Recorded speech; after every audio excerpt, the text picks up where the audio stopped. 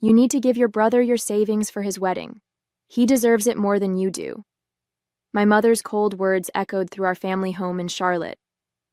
I sat there at the kitchen table, my coffee growing cold, staring at her in disbelief, while my father Robert buried his face in his newspaper, avoiding the confrontation as usual.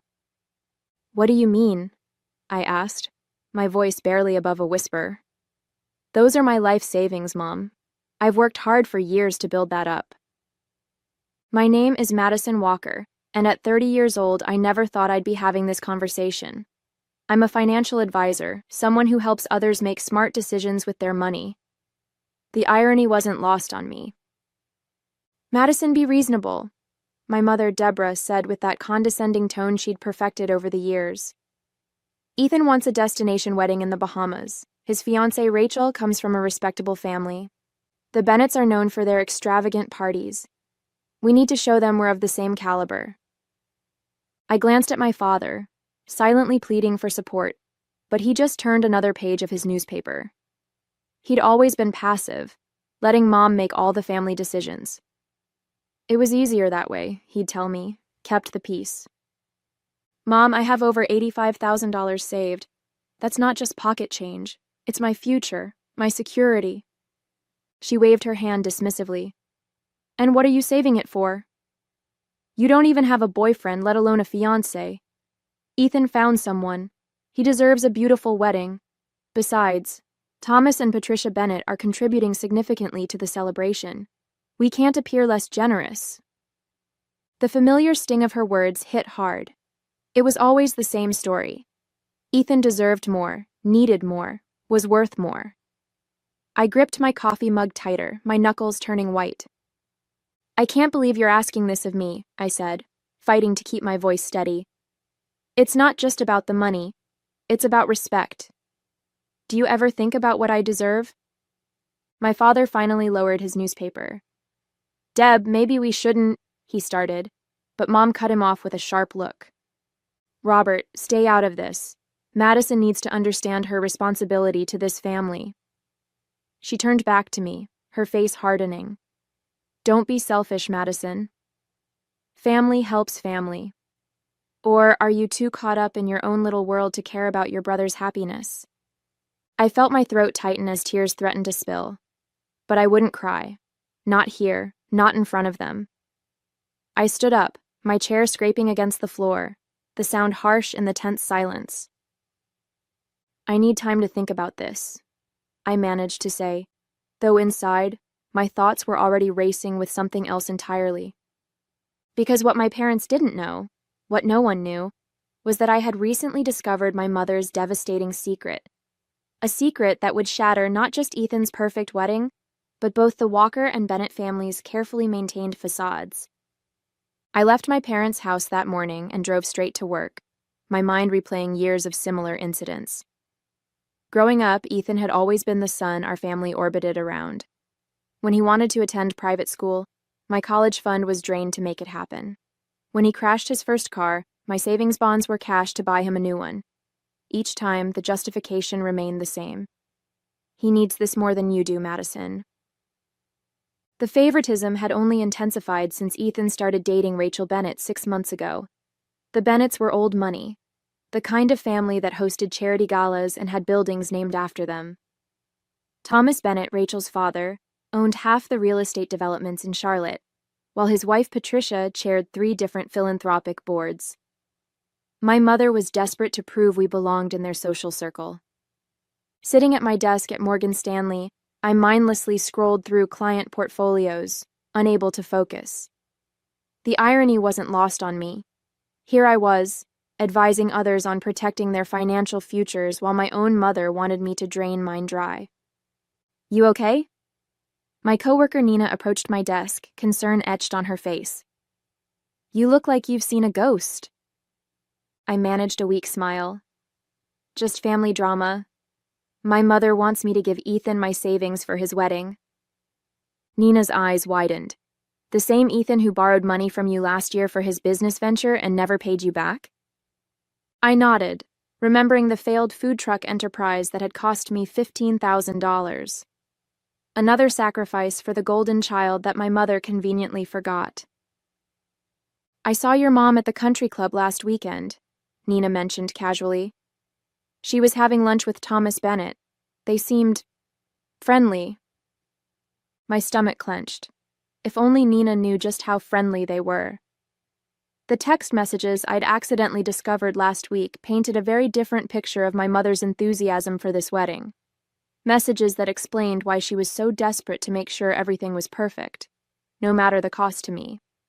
That evening, I sat in my apartment in downtown Charlotte, staring at my phone and the screenshots I'd taken last week. The texts between my mother and Thomas Bennett flashed on the screen like neon signs of betrayal. I remembered that day with perfect clarity. It had started innocently enough. Mom had invited me over to help her compile the wedding guest list spreadsheet. "You're so much better with Excel than I am, dear," she'd said with that honeyed voice she used when she wanted something. My father was at his weekly golf game, so it was just us. Her phone kept buzzing with notifications while we worked. At first, she checked each one immediately, but after the fourth or fifth message, she seemed to grow nervous. When she excused herself to use the bathroom, another text came through. The preview caught my eye. "Missing you already. Last night was..." The sender's name made my blood run cold. Thomas Bennett. I knew I shouldn't look. I knew it was wrong. But something in my gut told me I had to. With trembling fingers, I opened the message thread. What I found made me physically ill. Months of messages. Secret meetings at the country club. Rendezvous at his private office downtown. Plans carefully orchestrated around family gatherings and wedding planning sessions. The affair had been going on since before Ethan and Rachel even got engaged. "The wedding is perfect," one message from my mother read. "No one will question us spending time together. Patricia's too busy with her charity work to notice anything." "Robert's always at the golf course," Thomas had replied. "And once the kids are married, we'll have even more reasons to see each other." My father's weekly golf games. Patricia Bennett's charity commitments. They weren't just scheduling around these events. They were using them as cover. I heard Mom returning from the bathroom and quickly locked her phone, my hands shaking. She breezed back into the room, all smiles and wedding excitement, not knowing that her carefully constructed world had just crumbled in my eyes. Now, a week later, her demand for my savings made even more sense. She wasn't just trying to impress the Bennetts. She was trying to ensure her affair could continue under the guise of family connections. The lavish wedding wasn't about Ethan and Rachel's happiness at all. My phone buzzed with a new message from her. "Have you made your decision about the money? The Bennetts are hosting an engagement dinner next week, and I need to know what to tell them about the wedding budget." I stared at her message for a long moment before typing, "You're right, Mom.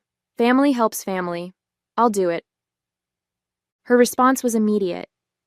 "I knew you'd make the right choice. This wedding needs to be perfect." Perfect. If she only knew what I had planned for her perfect wedding. The Bennett estate sprawled across 3 acres in Myers Park, Charlotte's most exclusive neighborhood. As I pulled up to the iron gates for the engagement dinner, my stomach churned with anxiety and determination. I had my checkbook in my purse, not to give them my savings, but to prove a point. The mansion's grand foyer was already filled with guests when I arrived. Crystal chandeliers sparkled overhead, while servers weaved through the crowd with champagne. Patricia Bennett stood greeting guests, every inch the perfect society wife in her designer dress, completely unaware of her husband's betrayal. "Madison, darling," my mother's voice carried across the room. She hurried over, wrapped in an expensive new dress I'd never seen before. "I'm so glad you came to your senses about the wedding budget." I forced a smile, noticing Thomas Bennett watching us from across the room. "Actually, Mom, I wanted to discuss that with everyone." Her smile faltered slightly. "Oh, there's no need to bring it up tonight." "I insist," I said, my voice firm. I spotted my father chatting with some guests near the fireplace, looking uncomfortable in his tuxedo. He'd always hated these society events. I waited until everyone had gathered in the dining room. Ethan and Rachel sat at the center of the long table, beaming with happiness. My brother looked especially smug, probably already counting my savings in his head. I stood up, champagne glass in hand. I'd like to make an announcement about the wedding budget. My mother's face paled. Madison, this isn't the time. No, Mom, this is exactly the time. I pulled out my checkbook. You asked me to contribute my entire life savings, $85,000, to give Ethan and Rachel their dream wedding. You said it was my family duty. The room fell silent. Patricia Bennett raised an eyebrow, while Thomas shifted uncomfortably in his seat. My father finally looked up from his plate, confusion written across his face. I've thought long and hard about this, I continued, and I've decided that family does matter. So I'm willing to match whatever amount the Bennetts are contributing, dollar for dollar. The silence turned deafening. Thomas Bennett cleared his throat. We're contributing $25,000. I wrote out a check for exactly that amount and handed it to Ethan. There you go, brother, a fair and equal contribution. But that's not what we discussed, my mother sputtered, her face flushed with anger and embarrassment. No, Mom, you discussed taking everything I had without any regard for my future. That's not happening. I turned to face the table. I love my brother and want him to have a beautiful wedding, but I won't be manipulated or guilted into bankrupting myself. The room erupted in awkward murmurs. Patricia Bennett was watching my mother with newfound interest, while Thomas couldn't meet anyone's eyes. My father actually smiled, the first time I'd seen him do so at one of these events. Well, Patricia said smoothly, I think that's a very generous contribution, Madison. Now, shall we discuss the seating arrangements? But my mother wasn't finished. As the conversation shifted, she grabbed my arm and hissed in my ear, How dare you embarrass me like this? After everything I've done for you? I looked her straight in the eye and whispered back, Trust me, Mom. This isn't the kind of embarrassment you need to worry about at this wedding. The week after the engagement dinner was a whirlwind of wedding preparations and barely concealed tensions. My mother had shifted from guilt-tripping to outright hostility, while Thomas Bennett seemed to be avoiding all family gatherings. My father, surprisingly, had started paying more attention to the family dynamics, perhaps finally noticing the strange undercurrents. I was at the final dress fitting with Rachel, my mother, and Patricia Bennett when everything escalated. The bridal boutique's private salon was filled with mirrors that seemed to reflect not just our images, but all the secrets we carried. Madison, Patricia said suddenly, catching me alone while the others were busy with Rachel's veil, I need to ask you something. Her perfectly manicured hands twisted nervously. Have you noticed anything unusual about your mother and Thomas lately? My heart stopped. What do you mean? The late-night phone calls, the private meetings about wedding details. I'm not blind, Madison. Patricia's voice was steady, but her eyes betrayed her pain. I found receipts from hotels. Thomas says they're business expenses, but... Before I could respond, my mother swooped in. Madison, darling, Rachel needs your opinion on the headpiece. As I walked away, I caught Patricia's reflection in the mirror, the hurt and suspicion plain on her face. My mother must have noticed too, because she cornered me in the boutique's powder room. Whatever you're thinking of doing at this wedding, don't, she warned. You'll ruin everything for Ethan. You mean I'll ruin everything for you, I replied quietly. Does Dad suspect anything? Her face hardened. Your father is finally treating me the way I deserve. He's been so attentive lately, probably feeling guilty for years of neglect. Don't you dare take this away from me. Take what away? Your affair or your perfect mother image? She slapped me. The sound echoed off the marble walls. You ungrateful little... The door opened and Rachel walked in, stopping short at the scene before her. My mother immediately switched to a smile. Just a little mother-daughter disagreement about the seating chart, she said smoothly, but Rachel's face showed she didn't believe it. After my mother left, she turned to me. Madison, what's really going on? Dad's been acting strange, your mom's been impossible to work with, and now this? I looked at this young woman, about to marry my brother, about to join our web of lies and deceit. She deserved to know the truth, but was it my place to tell her? Rachel, I started, but she cut me off. Wait, before you say anything. She pulled out her phone and showed me a text message from her father to my mother. My blood ran cold. It was different from the ones I'd seen, more recent. I can't go through with this wedding, the message read. The guilt is killing me. Patricia suspects something, and Robert's been asking questions. We need to end this. Rachel's hands were shaking.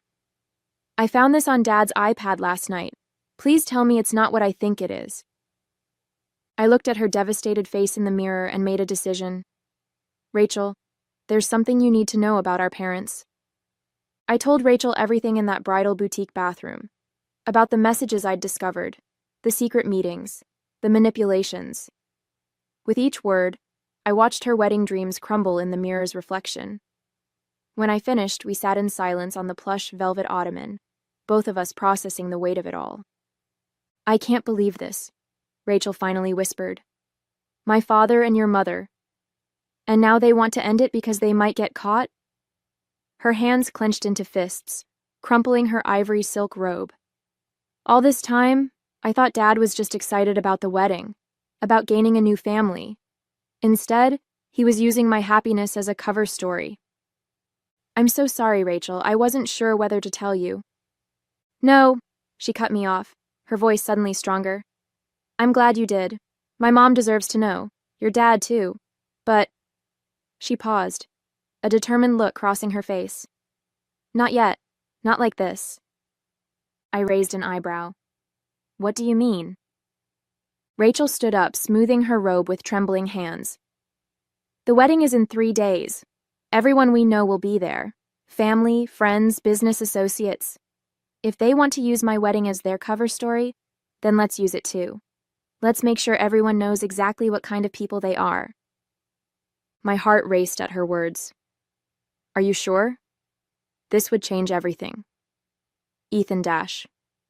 Ethan needs to know what kind of mother he's been defending all these years, Rachel said firmly. And my mom? She's spent 25 years building my father's social reputation while he... She couldn't finish the sentence. Just then, my mother's voice carried through the door. Girls? Is everything all right in there? Patricia's getting concerned. Rachel and I exchanged looks. She squared her shoulders and opened the door. Everything's fine, she said with a smile so convincing it scared me. Madison was just helping me with some last-minute wedding details. My mother's eyes narrowed suspiciously, but before she could respond, Patricia appeared behind her. Thomas just called, she announced, her voice tight. He says he needs to discuss some urgent changes to the wedding arrangements. Deborah, he asked if you could join us. I watched my mother's face carefully. A flicker of panic crossed her features before she composed herself. Of course, she said smoothly. Anything for the wedding. As they walked away, Rachel gripped my arm. They're probably meeting to discuss how to keep their secret at the wedding. They have no idea what's coming. Are you absolutely sure about this? I asked one last time. Once we do this, there's no going back. Both our families will be changed forever. Rachel's eyes met mine in the mirror. They did this, not us. They're the ones who turned my wedding into a lie. Besides, she added with a grim smile, I think it's time both our mothers learned that they're not the only ones who can plan a perfect society event. As we rejoined the others in the salon, I felt a strange mix of dread and anticipation. In 3 days, my mother's perfect facade would shatter. In 3 days, both families would discover the truth. And in 3 days, Rachel and I would make sure everyone remembered this wedding, just not for the reasons they expected.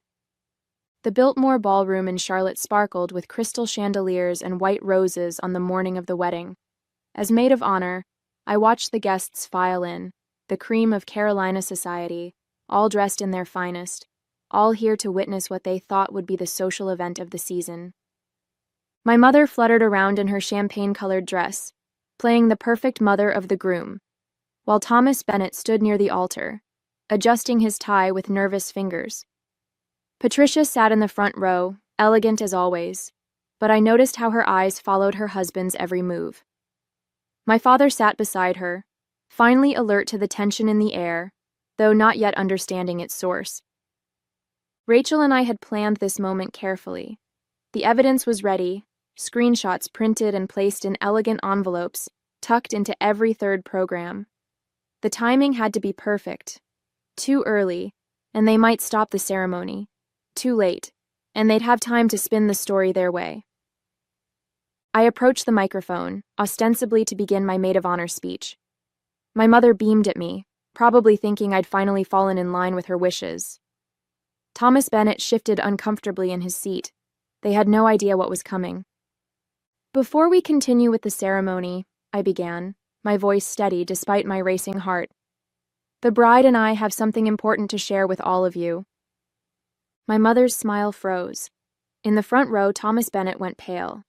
Rachel stepped forward in her wedding dress, her face set with determination. Together, we faced the crowd of Charlotte's elite, all those people who had watched our families for years, thinking they knew everything about us. If you'll all open the envelopes in your programs, I continued, you'll find some interesting reading material about two people in this room who've been using this wedding as a cover for their affair. The rustle of paper filled the ballroom. My mother stood up abruptly, her champagne dress catching the light. Madison, stop this immediately. But it was too late. Gasps echoed through the room as guests found the screenshots of intimate messages between my mother and Thomas Bennett. Patricia's hand flew to her mouth as she read the evidence of her husband's betrayal. My father sat frozen, his face draining of color as he realized the truth about his wife. Mom? Ethan's voice cracked from where he stood at the altar. Tell me this isn't true. These messages, Rachel's voice carried across the stunned silence, show how my father and Ethan's mother used my wedding, my happiness, as an excuse to continue their affair. They planned secret meetings during cake tastings. They arranged private moments during venue tours. They turned what should have been the happiest day of my life into a lie. Thomas Bennett finally found his voice. Patricia, I can explain. Explain what? Patricia's voice was ice. How you and Deborah made fools of all of us? The scene that unfolded in the Biltmore ballroom would be talked about in Charlotte society for years to come. My mother tried to flee, but found herself blocked by outraged guests. Thomas Bennett stood paralyzed as his carefully constructed world crumbled around him. Patricia's quiet dignity as she removed her wedding ring and placed it on the table spoke volumes more than any dramatic gesture could have. My father finally stood up, his voice cutting through the chaos. How long, Deborah? How many years have you made a fool of me? Robert, please, my mother pleaded, but her manipulation had lost its power. Everyone could see her for what she truly was. Ethan approached me, his face a storm of emotions. All those years you tried to tell me about Mom's favoritism, her manipulation. I should have listened. He turned to Rachel, who stood tall despite her tears. I'm so sorry. I had no idea. Neither did I, Rachel replied softly. But at least now we both know the truth. The wedding was canceled, of course, but something unexpected emerged from the ashes of that day. As I watched the shocked guests depart, my father approached me and did something he hadn't done in years. He hugged me. I'm proud of you, Madison, he whispered. It took real courage to expose the truth. Looking around at the aftermath of my mother's deception, I felt no satisfaction in her humiliation, only relief that the lies were finally over. Sometimes the most expensive wedding gift you can give is the truth, even if it costs you everything you thought you had.